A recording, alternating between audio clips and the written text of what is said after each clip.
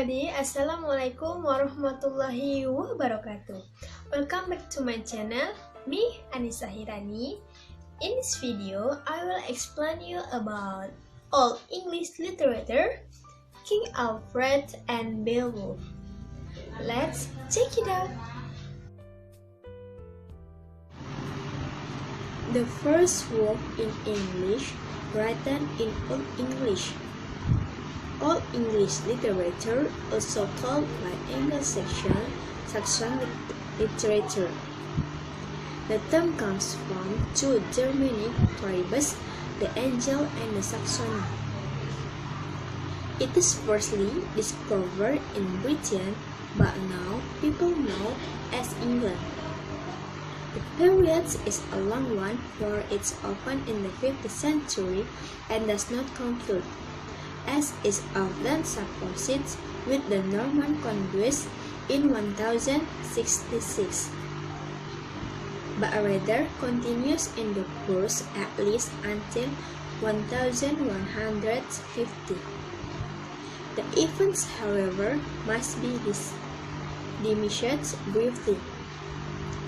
Much Old English verse in extant manuscripts is probably adapted from the earlier Germanic war poems from the continent. Mainly includes medicine, geography, laws, grammar, and poetry. The father of Old English is Geoffrey Chaucer. The departure of the Romans in the 1410 left the Breton population open to the inroads of the invaders from the north. According to Britain traditional, the English from the continent come first as mercenaries to help in the defense against the Picts and Scots.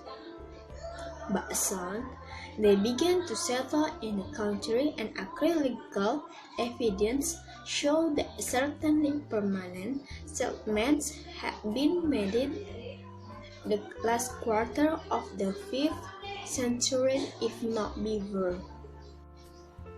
In the course of time, they gained possession of all the land from the English Channel to the Firth of Forth to a greater or lesser degree. The manuscripts also reveal much about the uses of literature. Though to perceive this, it is necessary to shed some modern preconceptions about literature and literature. Next, literary feature of the periods. First, pagan origins. Many of the forms of the periods appear to have in them features which are associated with the pagan past, in particular with Scythes and the Beowulf, though the Christian elements in the latter are not longer looked upon, as was the case among the earlier scholars as closely additional. It appears likely, therefore, that the earliest poems or the themes have their origin in the continental home of the English people. Such themes were the common property of the glimmer or scopes, who sang them at the feast of the nobles. Secondly, anonymous origin. Of all the Old English poets, we can mention of only one Chitmon, though not one of the extant poems can definitely be ascribed to him. The name of another poet is Beowulf. It is known because of the fact that he signed his poem in runic letters at the end of the four poems.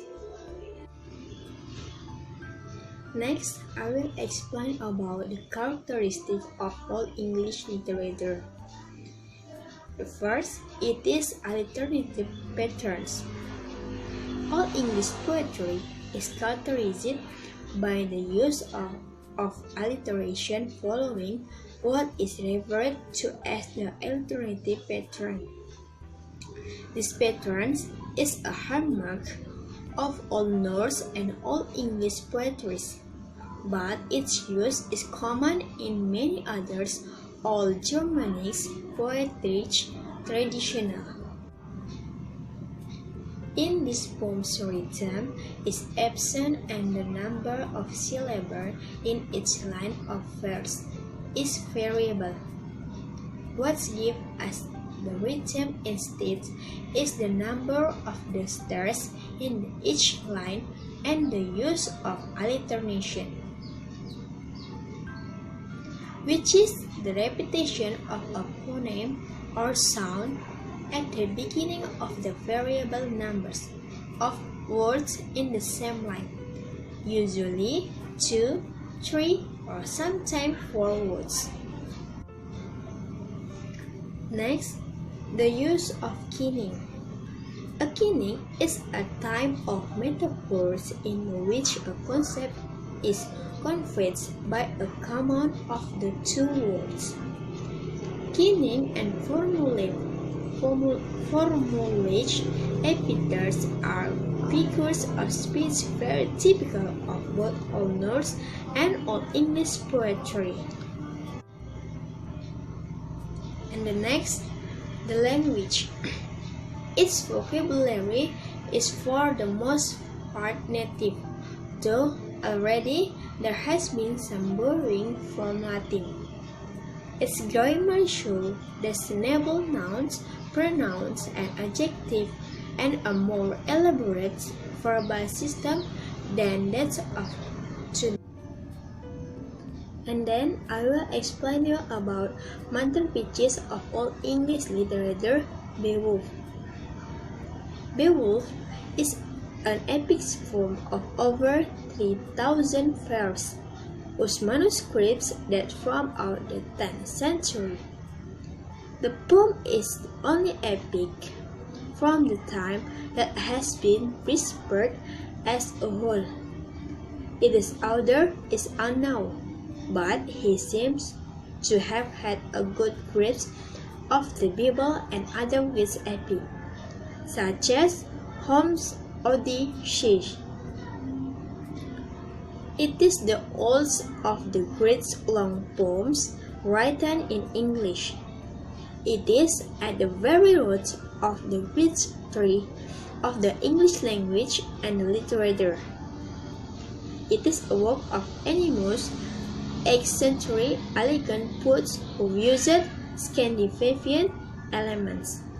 It is about 3,000 lines. And the last, I will explain about King Alfred's work. King Alfred the Great reigned 871 until 900. One of the most significant rules of the first millennium, after making peace with the Vikings, made his kingdom into a culture center. He translated many works from Latin, especially in the areas of religions, history, and the philosophy. This was the foundation of the written national language. The first translated work include the pastor book containing ideas for a pastor, with which Alfred as a secular rule identified. He also translates bits, charts, history, and other historical accounts. In addition, Alfred compiles medical information, annals, chronicles, and information for law books. His work lacked originality and were more instructive and educational than artists and useful. Sometimes he translates word for word, at the others most freely. But those passages which have greatest value both for an understanding of the character of the king and also for their literary qualities are original, rarely introduced by way of explanation or explanation. Okay, just this for my explanation. And the last, I say you Assalamualaikum warahmatullahi wabarakatuh. Stay at home ya, keep healthy.